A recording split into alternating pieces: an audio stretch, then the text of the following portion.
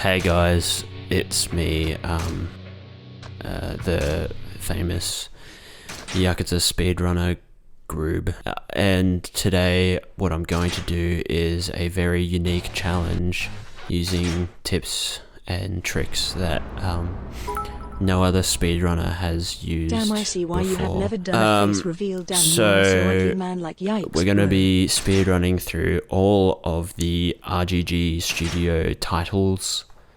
So that doesn't mean the Kuroyo games, as they're not actually made by RGG Studio. So you can see now that we're going to start with Yakuza 0, and oh man, this is really slow.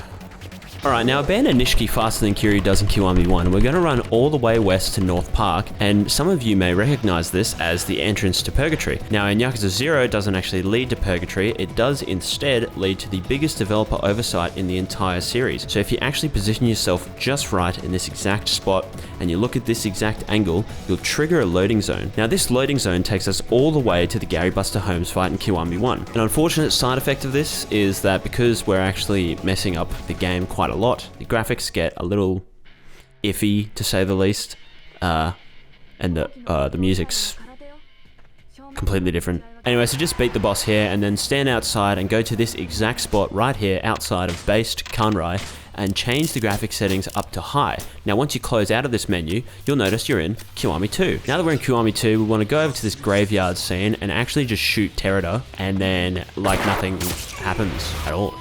That's it. Game over. Alright, now before we move on to Yakuza 3, we're actually going to do a run of Kenza. Now this run would not have at all been possible if it wasn't for the help of 3 of my good friends, except, like, I don't really know if Greg's sort of cut out for this whole speedrunning thing.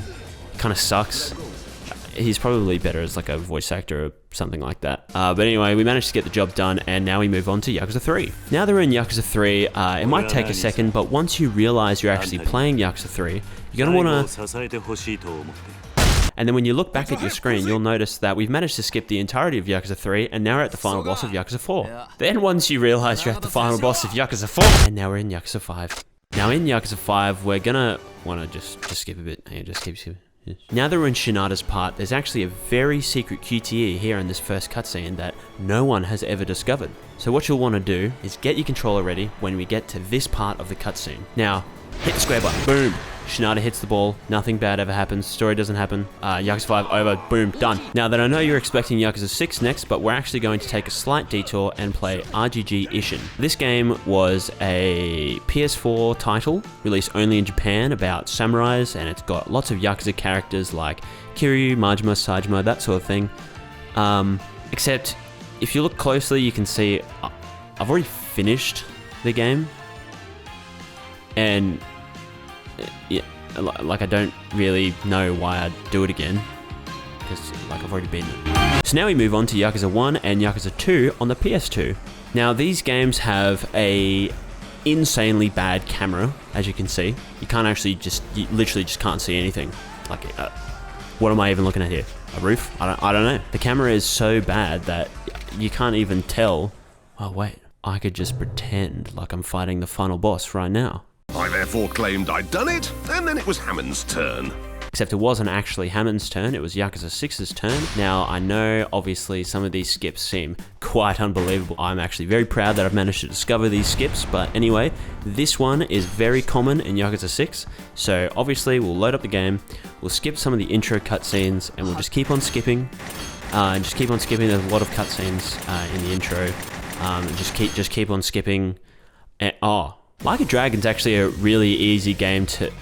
Oh, whoops, this is the wrong game. Now that we're in Judgment, I know that a lot of people often complain about the enemy encounter rates in this game. It's not as bad as Yakuza 5, but there's a lot of just weird enemy spawns and enemy placements, and they seem to spot you from halfway across the entire planet. And there's actually a really easy solution to avoid this. Whenever someone spots you, you just spawn the drone. Yeah, literally, if you just spawn the drone, the enemies just disappear. Look. I bet you weren't expecting an actually helpful tip in this video, were you? Anyway, so we'll come over to Gender's Law Office, and at this part of the game, we're going to use a very helpful feature known as pause buffering. Now, we'll come over here to the window, and when we jump out the window, just spam pause. You're not supposed to be able to pause in the air, but just ignore that. Keep on pausing over and over again, and eventually you come to the title screen, we'll get Yakumi to smoke, and then we'll just immediately load into the game and immediately get a run. Sumo. Then we'll want to shoot this guy here with the tow missile. Now, it's pretty easy. It's just, you literally just point and shoot, and it just... What? What is happening? Then we'll quickly come over to here and we'll have to beat Boulder in a fight. Now he's a bit of a stubborn bastard and refuses to die, so just hit him over and over again. And boom, just like that, skip to Lost Judgment. Lost Judgment's another really easy game to beat because it actually has this super simple skip known as... Oh, man. No, I can't do this anymore. I have been lying to you this entire time, everyone. I am so sorry. That was Ghost of Tsushima. That wasn't Kenzan. I've never actually played Kenzan before. Now up next we have Fist of the North Star Lost Paradise. Now if you've seen some of my previous videos or watched some of my earlier streams, you'll know I absolutely love this game. It's one of my favorite RGG titles, and I think they did an outstanding job with this one. So we'll come over here into the home menu, and you see the game here. You want to press options, you want to hit delete, and you want to get it off your hard drive, and you never want to recommend a game to me ever again. And now we come to the final RGG Studio title. Now I'm sure all of you have been looking forward to this. You may have been wondering the whole time, how could I possibly fit this in the world record time limit? Surely I don't have enough time. Well, it's pretty simple. Super Monkey Ball is a great game. It's about monkeys. Look, he's in a ball. What more could you want? It's a monkey. Look at him, in the ball. Oh, look at this monkey. Oh, she's driving the golf cart. How cool is that? And then there's a gibbon. Oh, I love gibbons. Silly little monkeys, although they're actually apes. That's rude to call them a monkey.